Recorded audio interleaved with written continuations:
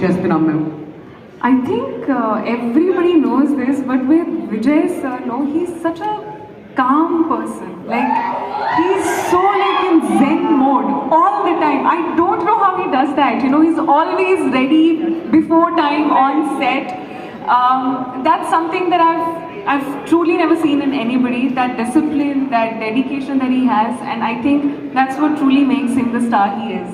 Yes, మరి ఆయన ఏమో అక్కడ కామ్గా ఉంటారు, థియేటర్స్కి వచ్చిన తర్వాత స్టామ్ చూస్తూ ఉంటాం మనం, అంతే డిఫరెన్స్. బట్ ఇంతకుముందు అడుగుతున్నటువంటి క్వశ్చన్ అందరినీ కూడాను, the greatest of all time according to you Tollywood film ఇండస్ట్రీలో ఎవరు అనుకుంటున్నారు? You know, I have to say this. The first Telugu film that I saw was Jalsa.